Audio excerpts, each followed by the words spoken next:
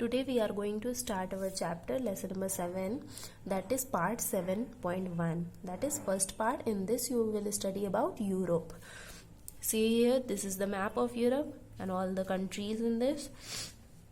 This Europe and Asia together forms Eurasia. Why? Because these two continents are not divided by water body, means ocean या फिर sea से ये separated नहीं है.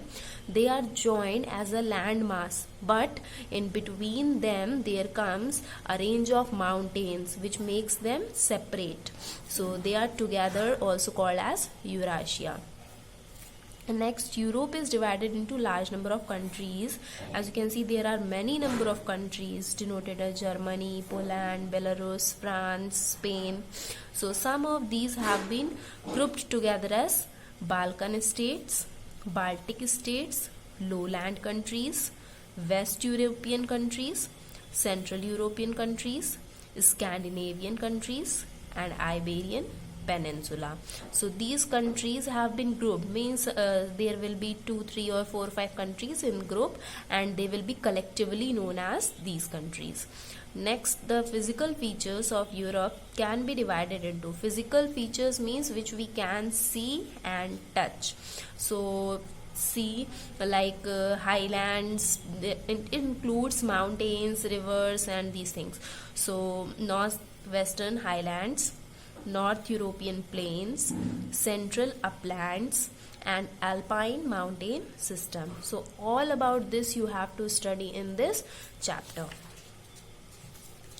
First we will move to introduction about the Europe. Europe is the 6th largest continent in the world. In the past, Europeans explored and discovered and colonized places in almost every continent.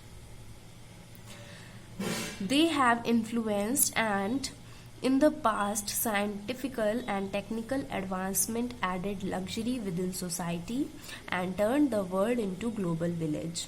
Means many of the people moved here and there across the world and they discovered the Europe and colonized, means they started living there also, and thus from there also they moved to other continents. So from on there the development, or we can say people started living in the past, and thus they when they travel they learn new things from everywhere, and thus they can develop, and they develop scientific and technical advancement, and thus added luxury within themselves, and thus they turned the world into global village.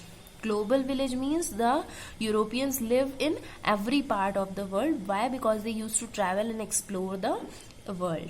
Next, Europe is responsible for a lot of progress made by the world during the past 300 years. So Europe has made a huge amount of contribution in the progress, that is in the scientific and technological developments. Next we come to know about location. Where does it lies on earth? So it lies in the northern hemisphere entirely, means neither of its parts is in the southern hemisphere. Means northern hemisphere का मतलब होता है 0 degree equator के northern portion में completely lie करता है, and that is between 35 degree north and 75 degree north latitudes and 10 degree west to 60 degree east longitudes. So its area is between 35 degree north latitude to 75 degree north latitude and between 10 degree west to 60 degree east. So it lies within this. Next, the prime meridian or 0 degree longitude passes through the western part of Europe. So 0 degree must be passing through the western part of the Europe. Why? Because 60 degree east है, फिर 60 degree से इधर अगर जो है move करेंगे waste में, means see here north, south, east, west. So these are the directions. So when we move from east to west, तो यहाँ पे 60 डिग्री ईस्ट है, फिर इधर 0 डिग्री आएगा, फिर उसके बाद में इधर जो है वेस्ट जो है स्टार्ट होगा 1 डिग्री 2 डिग्री 3 डिग्री, तो इस तरह 60 डिग्री इधर क्रॉस करके फिर 0 डिग्री पड़ता है बीच में, और फिर उसके बाद में 1 2 3 4 वेस्ट डिग्रीज स्टार्ट हो जाती हैं. सो 0 degree lies in between them. It passes through Greenwich near London, and this 0 degree meridian is passing through Greenwich near London, and this Greenwich near London is a part of United Kingdom, means London lies in UK. In terms of area, it is only larger than Australia, as we have read the first line कि 6th largest जो है continent है, तो इसका मतलब है कि there are only 7 continents. तो ऑस्ट्रेलिया जो है स्मॉलेस्ट है, तो ऑस्ट्रेलिया से ये स्लाइटली बड़ा है, बाकी सारी कॉन्टिनेंट से ये छोटा है. So it ranks 6th among all the continents, and Europe and Asia together can be called as Eurasia, and Europe occupies only 1/4 of Eurasia. मतलब एशिया और यूरोप को अगर पूरा मिला के कहा जाए तो 4 पार्ट्स जो है वो एशिया के पास है, और 1/4 मतलब सिर्फ एक पार्ट है वो यूरोप के पास है. Now we will study about boundaries. So Europe is bounded by water bodies on 3 sides. As I have said, only 3 sides, और एक साइड से वो एशिया से कनेक्टेड है. ठीक है.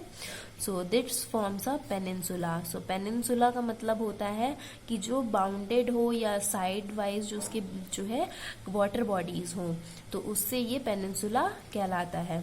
So it extend westward. So जो वेस्ट वाला पार्ट है इस साइड में, वेस्ट वाले पार्ट में यूरोप जो है पेनिनसुलार यूरोप भी कह सकते हैं. It is bounded by Arctic ocean in the north, Atlantic Ocean lies to the west, and Mediterranean Sea towards its south. मतलब कि अगर ये यूरोप है तो यहाँ पे क्या है, आर्कटिक ओशन है, यहाँ पे क्या है यहाँ पे आर्कटिक ओशन है, यहाँ पे अटलांटिक ओशन है, और यहाँ पे मेडिटेरेनियन सी है. तो तीनों साइड से सी से बाउंडेड है. The continent of Europe is separated by Asia by Ural Mountains. और यहाँ पे जो सेपरेशन हो रहा है एशिया और यूरोप का, वो किससे हो रहा है, यूराल माउंटेन से. जो यूराल माउंटेन्स है, ह्यूज माउंटेन्स, इन दोनों कॉन्टिनेंट्स को डिवाइड करते हैं.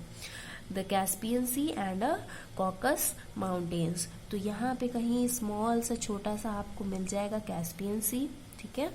और कॉकस माउंटेन्स भी इसी रेंज में आगे मिल जाएंगे.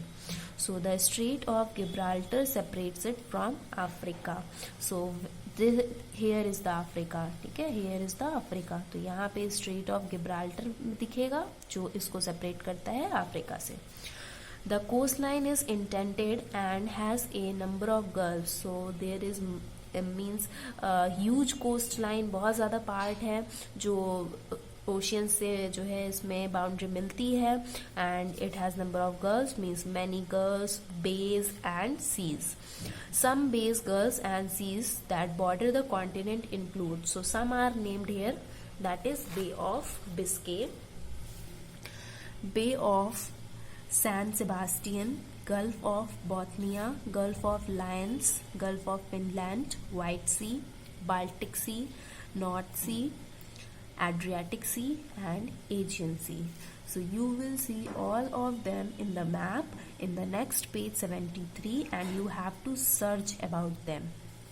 Next is political divisions. Political divisions का मतलब होता है कि कैसे हम लोग मैप में शो करते हैं इनको, और कंट्रीज हैं इसके अंदर, जो अभी हम लोगों ने इसके आगे भी फर्स्ट पेज पे पढ़ा था कि कुछ कंट्रीज को ग्रुप कर दिया गया है as Balkan states and Baltic states. तो उन सब के बारे में अब हमें यहाँ पे पढ़ना है. So this is the most important thing. So First one is Balkan states, Baltic states, lowland countries, Western European countries, Central European countries, Scandinavian, Iberian Peninsula. तो इन सब के अंदर कौन कौन सी कंट्रीज आती हैं, इनका नेम्स आपको ज़रूर पता होना चाहिए.